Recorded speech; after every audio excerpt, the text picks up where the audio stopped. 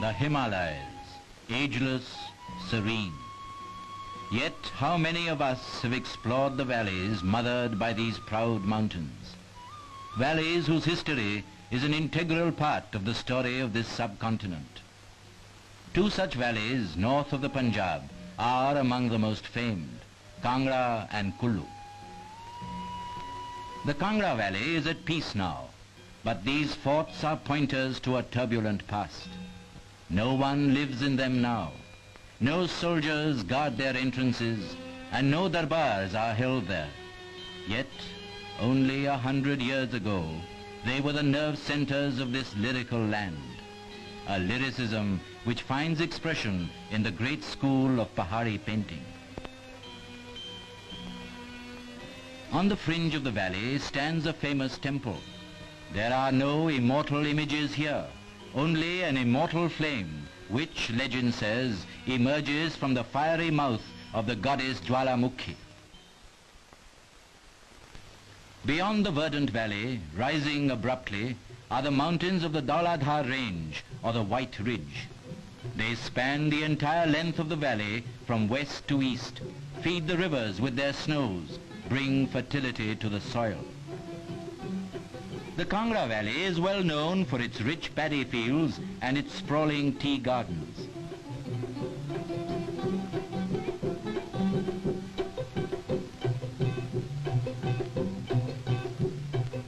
Life in the villages on the foothills is simple.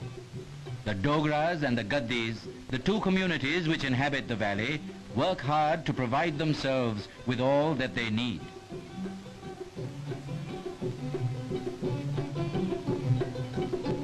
Leisure is well spent in the pursuit of beauty, beauty which makes life serene and satisfying.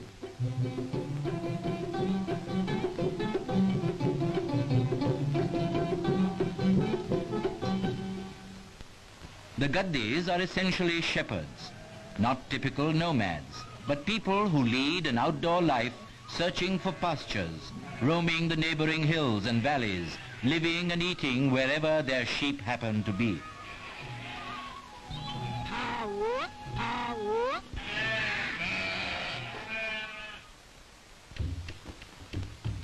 From Kangra on to Kullu. The road, cut through solid granite, enters the narrow gorge of the Beas River. For 12 miles, the road hugs the mountainside, winding and twisting. Soon the rugged mountains open, and there before us is the lush valley of the gods, Kullu, some 40 miles long and between 1 to 2 miles wide. At the entrance to the valley is the renowned temple of Basheshwar Mahadev at Bajora.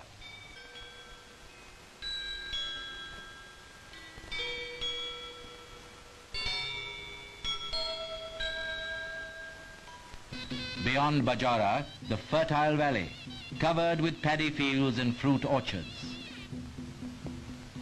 Ringed by towering peaks, in the center of the valley lies the main town, Kullu.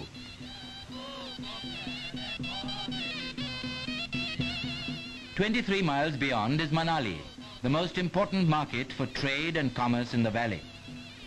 The valley, as it were, meets here.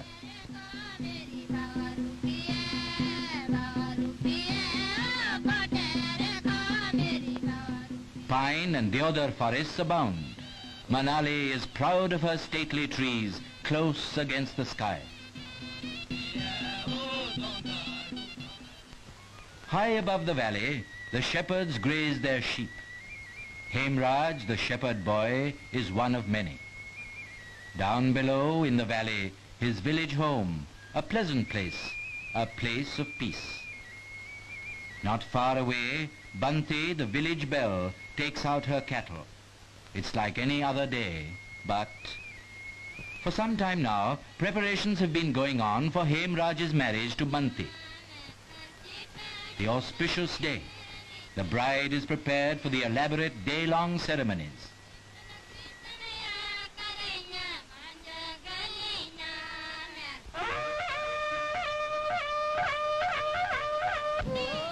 The bridegroom and his party are ready to leave for the bride's house. The groom's sister offers Arti, the traditional blessing.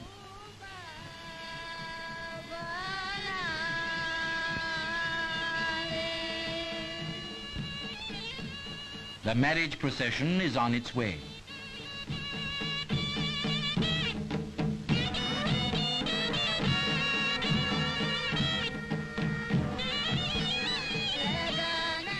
The bride's mother welcomes the young man who comes to take her daughter away.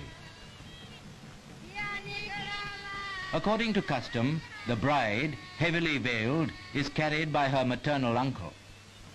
The marriage ceremony is held under a specially erected mandap. The holy fire is witness to the marriage and offerings are made to it. Kanyadan, the father gifts his daughter.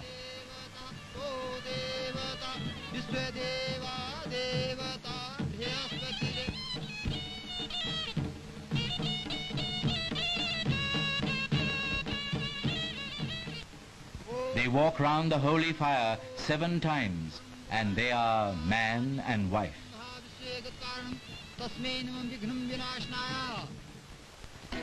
The days pass. In the valley, the paddy is ripe for harvesting. Months of toil await fulfillment. In accordance with age-old custom, the farmers collect in the temple courtyard to seek divine guidance in fixing the harvesting day. On the appointed day, the oldest man in the village goes to the fields, offers flowers and prayers to nature and her bounty. And he who has seen more harvests than any other cuts the first stalks. Newly married couples follow. It is their first harvest together and the promise of many more.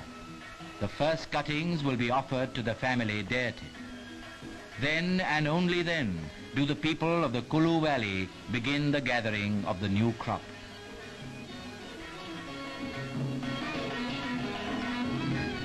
From the fields, the menfolk visit the temples and shrines and make their offerings.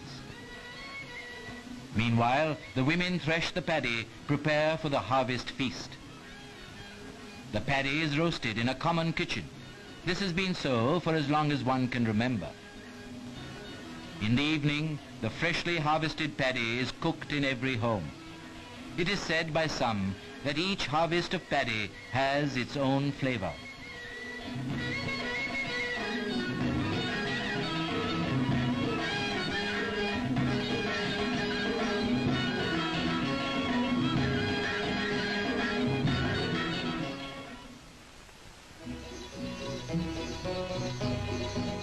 It is autumn time now, and preparations for the winter have to be made. Soon the streams and rivers will freeze, so the women take their turn to grind the grain in the local water mill. It is an ingenious device and very simple to work.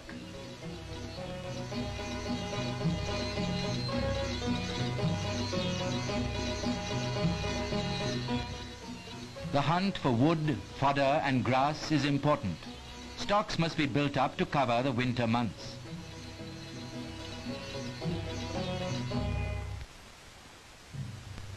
The wind is awake. Winter is on its way. And then the snow, the beautiful snow, filling the sky and the earth below.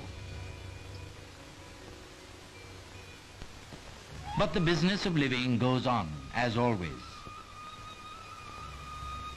Even the sheep must be taken out and fed.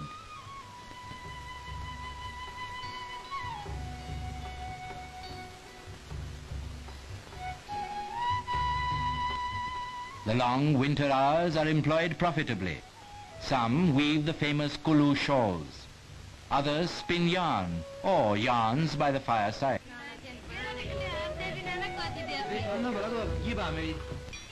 But for the kids, it's time for the snowman, and there is no stopping them in their fun.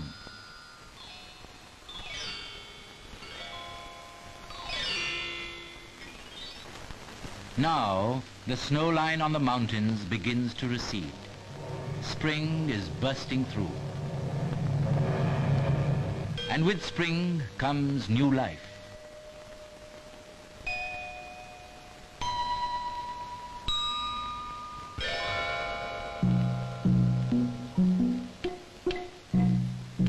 Once more the shepherds are on the move with their flocks, looking out for fresh, untouched pastures.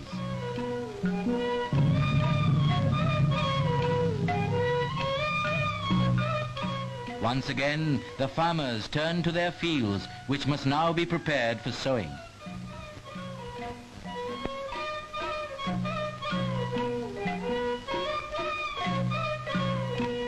The digging begins like this, with spades, just as their fathers did and their forefathers before them.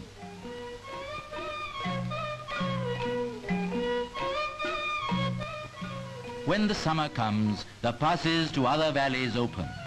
Sheep and mules laden with cloth, salt, sugar and spices trudge across the Rohtang Pass on to Lahaul and Spiti on the other side of the mountain. From there they will bring back wool and kut, an important medicinal herb.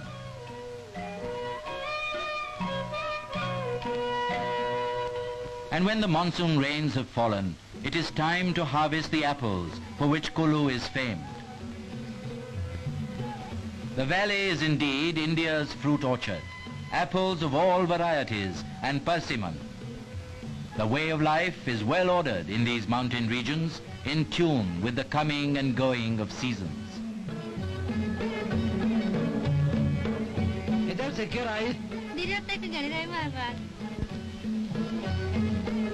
Now it is festival time. Everywhere families are preparing to join the Dasera celebrations.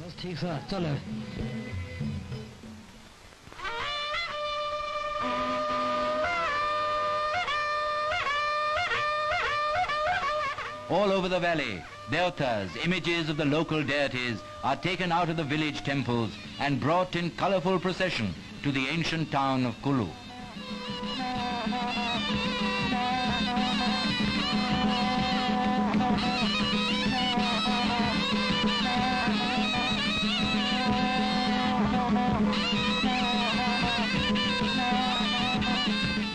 With each hour, the throng swells. All the Devatas are here, following the chariot of Raghunathji. He is the presiding deity of the valley. These celebrations recall the story of the Ramayana, of the triumph of good over evil.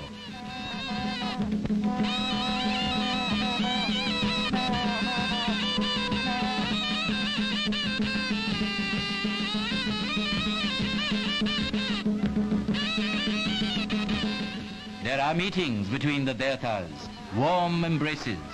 A whole year has passed since they last met.